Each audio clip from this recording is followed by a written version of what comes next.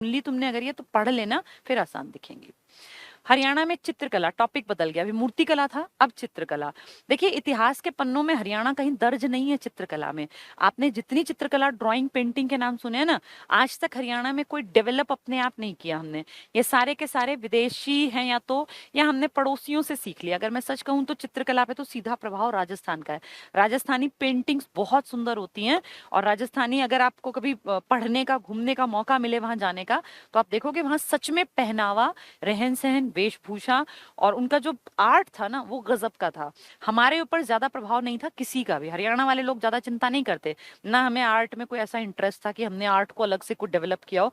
फिर भी थोड़ा सा जो रेवाड़ी के इलाके के थे ना, राव राव जो जैसे आज भी आप जानते हैं राव सरनेम जो लगाते हैं, ये थोड़े से रिच लोग थे उस टाइम पर, इन्होंने थोड़ा बहुत डेवलप किया। अब देखो ये सब शौक कब होते हैं आदमी को, जब बहुत पैसा हो और राजा टाइप के, रईस टाइप के आदमी हो। हरियाणा का कल्चर सदा से रहा था भैया अपना कमाओ और खाओ। हमारे पास फालतू टाइम पहले था ही नहीं कि हम इस तरह की चीजों में टाइम इन्वेस्ट करें। ये कोई बुरी बात नहीं है, टाइम इन्वेस्ट कर सकते हैं अगर टाइम है। अब हमारे यहाँ उतना टाइम ही नहीं था। हमारा क्या था, अपना भैया खेती बाड़ी की, पेट भरा, अपने से मतलब रखा, तो हमारा ज्यादा इंटरेस्ट डेवलप ही नहीं हो पाया। अब जैसे शहरों में ही ज्यादातर बच्चों में ना हॉबी क्लब में जाने की चिंता होती है। गांव में कहाँ कोई अपने बच्चे को आज के दौर में भी हॉबी क्लब ज्वाइन कराता है। शहरों में आप देखो कोई स्विमिंग पूल में जा रहा है बच्चे को लेके, कोई हॉर्स राइडिंग में, कोई स्केटिंग करा रहा है, पता नहीं कितने दुनिया भर के एक्टिविटीज में बच्चों को रखते हैं। गाँव में आज भी आप देखो 2 महीने की छुट्टी का मतलब होता है मामा के घर चले जाना, बुआ के घर चले जाना, यही तो होता है। वहां जाके अपना भैया भैंस चराने को गया तो उसके साथ चल पड़े, मामा के साथ कहीं चले गए, फूफा के साथ कहीं चले गए, यही करते हैं हमारे यहाँ कल्चर में। तो हमारा ध्यान ज्यादा इन सब में था नहीं, फिर भी 2-4 चीज जो हमने सीख ली वो पड़ोसियों से हमने सीख ली। राजस्थान का आर्ट बहुत बढ़िया था, उसका प्रभाव हमारे यहाँ देखा गया। ठीक है, तो ये हर कोई हर चीज में परफेक्ट नहीं हो सकता ना भैया, ऐसा नहीं हो सकता कि हम हर चीज में परफेक्ट हो। अगर हम खेती में नंबर 1 थे तो कोई बात नहीं, हम चित्रकला में कमजोर सही। जो चित्रकला में बहुत अच्छे थे उनके यहाँ खेती कहाँ बढ़िया थी, वो चित्रकला में आगे थे। हम चित्रकला में नहीं थे लेकिन हम खान पान में बहुत बढ़िया थे।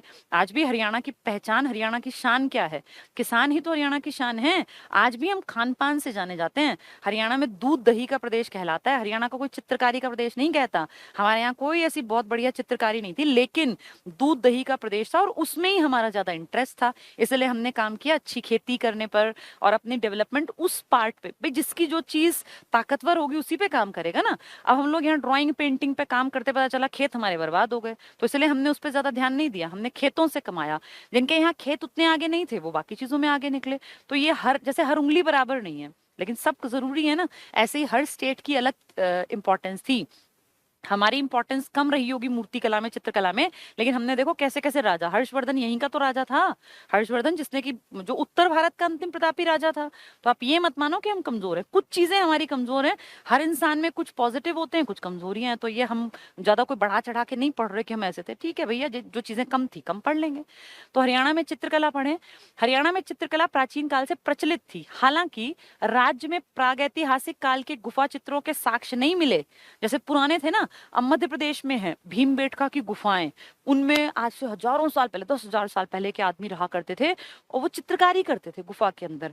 भैया यहाँ कोई ऐसी गुफा तो मिली नहीं, तो कहाँ से चित्रकारी ढूंढेंगे, यहाँ कोई ऐसी गुफा वुफा नहीं थी।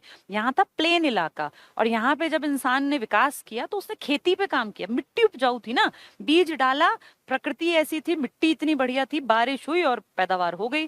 तो चित्रकारी और ये सब करने के लिए गुफाएं उफाएं हमारे यहाँ नहीं थी। कोई बात नहीं, हम और चीजों में आगे आ गए थे। किंतु सीसवाल, तो सीसवाल को हम कमजोर थोड़ी मानते हैं भाई। जब पूरा देश पढ़ता है कि हड़प्पा के से भी पहले सीसवाल थे, तो सीसवाल कहाँ थे, हमारे यहाँ तो थे। सीसवाल हिसार का इलाका ही तो था मेन। तो सीसवाल कालीन चित्रकला के कुछ नमूने मिले हैं। यहाँ से प्राप्त मृद भांड, पढ़े हुए ना, मृद भांड मिट्टी के बर्तन, याद करो उस पे काले रंग की और ये अपने लाल रंग की लकीरें वकीरें खींचते थे। तो हमने पहले पढ़ा हुआ है, वही है ये सारी बातें। क्या कह रहे हैं, पर काले और सफेद रंगों की कई प्रकार की आकृतियां बनी हैं जो तत्कालीन चित्रकला की उत्कृष्टता को प्रदर्शित करती हैं। तो सीसवाल काल के यानी हड़प्पा से भी पुराने जो बर्तन मिले उन पे लकीर खींच दी, कोई टेढ़ी, कोई मेढ़ी, कोई मछली के आकार जैसी। तो हम कह रहे हैं भैया देखो वो भी हमारा कल्चर था, वो हमारी चित्रकला थी। सैंधव कालीन चित्रकला जो सिंधु के टाइम में मिले, सिंधु नदी के आसपास जब डेवलप हो रही थी हड़प्पा। तो हड़प्पा याद करो, बनावली हमने पढ़ा था कि बेस्ट जौ हमारे यहाँ था। तो बेस्ट जौ से क्या एग्जाम्पल आया कि खेती हमारे यहाँ नंबर 1 थी। ठीक है, हमारी नालियां अच्छी नहीं थी, मोहनजोदड़ो की थी, हड़प्पा की थी, तो क्या हुआ, उनका जौ बेस्ट थोड़ी था, जौ तो हमारा ही बेस्ट था। हल्के साक्ष्य आपके यहाँ बहुत बढ़िया मिले, आपके यहाँ वो मिट्टी से बना हुआ हल्का खिलौना मिला। तो जिन चीजों में हम बहुत आगे नहीं थे, लेकिन बाकी चीजों में हम आगे भी तो थे। तो वही बातें कर रहे हैं। सैंधव चित्रों में भावों की अभिव्यक्ति और प्रदर्शन परिपक्व और उत्तम कोटि के हैं, जो सिंधु के टाइम के मिले। मीताथल याद करो, भिवानी पढ़ के आए थे। और बनावली जो पहले तो हिसार में था, फतेहाबाद में बाद में, तो सिंधु सभ्यता के समय की अनेक चित्रित वस्तुएं मिली, काले मिट्टी के बर्तन पर टेढ़ी मेढ़ी रेखाओं से बनी है। तो बहुत कोई एडवांस्ड नहीं था, लेकिन ठीक है, एक काम हमने भी किया।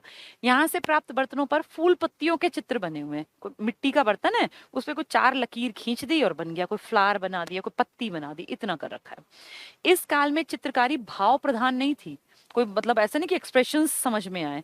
तो कैसी थी, अकुशल तरीके से, यानी कोई बहुत ऐसा नहीं कि बहुत सुंदर सिस्टमैटिक, नहीं, टेढ़ी मेढ़ी रेखाएं खींच दी और हो गए बर्तन पूरे। अब बर्तन का काम तो खाने का है ना, उसमें चित्रकारी कम कर लो या खराब कर लो, क्या फर्क पड़ता है। तो हमने ज्यादा ध्यान नहीं दिया। तो अकुशल तरीके से की गई चित्रकारी है। पर उत्तर वैदिक काल में चित्रकला ने पुनः उन्नति की।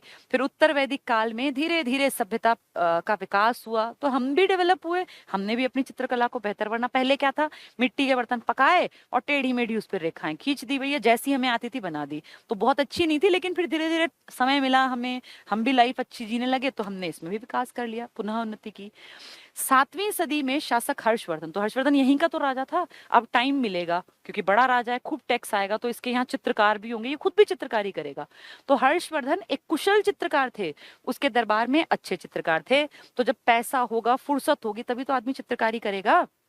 अब जो ये शेर व शायरी है, जो अच्छी चीजें लिखते हैं, साहित्य पे काम करते हैं, ये कौन करते हैं, जिनके पास टाइम होता है। किसी भी स्किल को डेवलप करने के लिए समय तो चाहिए होता है ना। अब आप हर टाइम खेती करते रहेंगे, आप हर टाइम पशुओं पे काम करते रहेंगे, तो आपको कलाकारी का टाइम कब मिलेगा। अब मिट्टी का बर्तन आपने बना लिया, आपको आप खेत में काम करके आए, तो उस मिट्टी के बर्तन को सजाने का टाइम आपके पास थोड़ी, आपको तो पेट भरना है उस बर्तन को, बस उसमें सब्जी या जो भी बनता होगा उसको डाल के खाना है। लेकिन जब आप फ्री हैं, आपके पास टाइम है, आपको खेती में ज्यादा टाइम नहीं इन्वेस्ट करना, तो आप क्या करेंगे फ्री टाइम में, चले इस बर्तन को सजा ही देता हूँ, इस पे चित्रकारी कर लेते हैं। हमारे पास उतना टाइम नहीं था, क्योंकि यहाँ 3-3 फसलें होती थी साल में। अब राजस्थान साइड में क्यों डेवलप हुई, क्योंकि वहां तो साल में एक आधी फसल लेनी है। मान लीजिए 6 महीने खेत खाली है, तो खाली टाइम में क्या करें, तो लाइए मिट्टी का बर्तन, इसी पे सजावट कुछ कर दें। इसलिए उनकी डेवलपमेंट ज्यादा हुई चित्रकारी की, हमारी डेवलपमेंट नहीं हुई। हमने अपना सादा जीवन जिया। ऐसा नहीं है कि इसका मतलब ये है कि वो लोग खराब है, वो लोग अपने पार्ट पे सही है। भाई खाली टाइम का सदुपयोग तो करोगे ना। अब खाली टाइम पड़ा तो अब कुछ ना कुछ तो करोगे। हमारे पास टाइम खाली ही नहीं था, इसलिए हमने ज्यादा कोई डेवलपमेंट नहीं किया। ठीक है, तो क्या कह रहे हैं कि अच्छे चित्रकार थे हर्षवर्धन, उसके दरबार में भी चित्रकार थे। मध्यकाल में चित्रकला का विकास होता दिखाई दिया। मध्यकाल जब विदेशी आक्रमणकारी आए, जब आपके यहाँ इस्लाम धर्म का उदय हुआ, तब चित्रकारी, देखो मुगलों ने कितनी सुंदर पेंटिंग्स बनवाई। आप आज भी अगर दिल्ली के लाल किले में जाते हैं, आप आगरा में घूमने जाते हैं ताजमहल में, तो आप देखना वहां पे कितना सुंदर फ्लावर्स, मतलब वो कलाकारों ने ड्राइंग बना रखी है बहुत सुंदर तरीके से। या उनको पत्थर को इतना खूबसूरत काटा गया, फिर उसमें बेशकीमती नग जड़े गए। तो उन पित्रादुरा शैली का अगर आपने नाम सुना हो, तो ये जो मध्यकाल था ना, ये लोग बहुत सुंदर ड्राइंग, पेंटिंग, चित्रकला इनके शौकीन थे। और ये क्योंकि विदेशी थे, तो बाहर तो इन सबका कल्चर था ना, जैसे जो ये इस्लाम धर्म से जुड़े बहुत बड़े बड़े जो देश थे, वहां आप देखें तो इस तरह की चीजें बहुत सुंदर, वो अपनी कुरान की आयतें लिखते थे और फिर उसको बहुत सुंदर फूलों से, पत्तियों से सजवाते थे। वो पूरे पूरे जैसे महल बनाया, उसकी दीवार में पत्थर लगवाया, उस पत्थर को मान लीजिए गुलाब के फॉर्म में कटवा दिया और फिर उसमें बेशकीमती नग जड़वा दिए, तो वो इतना सुंदर लगता था।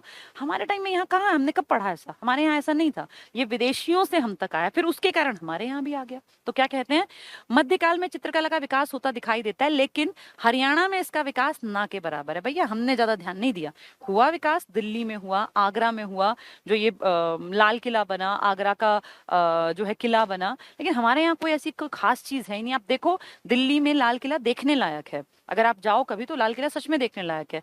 हरियाणा में आप जिसको कहते हैं हरियाणा का ताज, उसमें भी कुछ खास नहीं है। तो आपके यहाँ ज्यादा चित्रकला वित्रकला पे काम ना के बराबर। ठीक है, तो कह रहे हैं हुआ, लेकिन आपके यहाँ ना के बराबर है।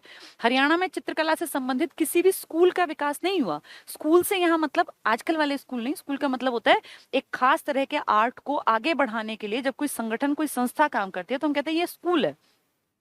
जैसे मान लीजिए कुछ चित्रकला में फूल पत्तियों की डिजाइनिंग को आगे बढ़ाए कि तरह तरह की बेलें बने, तरह तरह के फूल बने, तो एक एक तरह का स्कूल चल रहा है, एक विचारधारा मान लीजिए। तो हमारे यहाँ कोई ऐसी विचारधारा ऐसी नहीं जिसको आप कहें हरियाणा से इसका ओरिजिन हुआ है, तो इस तरह का नहीं था। ठीक है, विकास नहीं हुआ। न ही मुगल चित्रकला का कोई विशेष केंद्र हरियाणा में खुला। तो मैंने एग्जाम्पल दिया ना, दिल्ली में तो भाई लाल किला है, एग्जाम्पल है, देखो कितने सुंदर। उसको सच में देखोगे ना आप तो जिसको वो कहते हैं दीवाने खास, वो देखने लायक है, इतना सुंदर दीवाने खास। और वो तो अब रेप्लिका है, अब तो सारा वहां से लूट लिया ना। अब तो वो नकली चमकने वाले गोल्डन एक फॉइल लगा रखी है, कभी वहां सच में जड़ाऊ काम था, ओरिजिनल जिसको बोलते हैं गोल्ड और हीरे वो लगे हुए थे दीवारों में, पत्थरों में। तो सोचो उस टाइम कितना सुंदर लगता होगा। तो आपके यहाँ तो कोई ऐसा मॉन्यूमेंट भी नहीं है हरियाणा में, तो इसलिए कह रहे हैं हमारे ऊपर प्रभाव नहीं आया, कोई विशेष केंद्र हरियाणा में नहीं खुला। ठीक है, 18वीं शताब्दी के उत्तरार्ध में हरियाणा में चित्रकला को प्रोत्साहित दिया रेवाड़ी के राव ने। तो थोड़ा थोड़ा आपके यहाँ रेवाड़ी के जो राव थे, जो रिच थे, तो उन्होंने थोड़ा थोड़ा राजस्थान, क्योंकि रेवाड़ी राजस्थान से लगता था, उसका रेवाड़ी में राजस्थान का प्रभाव देखने में आया। तो इसलिए रावों ने, रेवाड़ी के रावों ने चित्रकला को थोड़ा सा प्रोत्साहन दिया। ठीक है, तो ये इंपॉर्टेंट है, चित्रकला को प्रोत्साहन रेवाड़ी कर, लेकिन वो ओरिजिनल नहीं है, वो भी उन्होंने राजस्थान से देखा। रेवाड़ी में विकसित ये चित्रकला हरियाणा की मौलिक चित्रकला नहीं है, आपकी बेसिक नहीं है, न होकर राजस्थानी चित्रकला की शाखा थी। तो आपके यहाँ राजस्थानी चित्रकला का प्रभाव देखने में आया। रेवाड़ी के रावों ने उसके ऊपर पैसा लगाया। भाई काम अगर होता है ना तो उसपे पैसा लगता है। अब जो दिल्ली का लाल किला बना तो ये फ्री में नहीं बना होगा। आगरा के ताजमहल में उस टाइम पे लाखों रुपए खर्च हुए थे, जब 1 रुपया जब कौड़ी में लोग कीमत मापते, कौड़ी और इस तरह की बातें करते थे। तो आज सोचो आप, आज उसको देखते तो इतने लाख उस टाइम पे लगा दिए। तो इसलिए राजाओं का अमीर होंगे तो ही तो पैसा खर्च करेंगे ना। हमारे यहाँ रेवाड़ी के जो थोड़े बहुत राव थे रिच, इन्होंने राजस्थानी स्टाइल को थोड़ा सा डेवलप किया, बाकी कुछ नहीं हुआ। ठीक है, रेवाड़ी में कृष्ण से संबंधित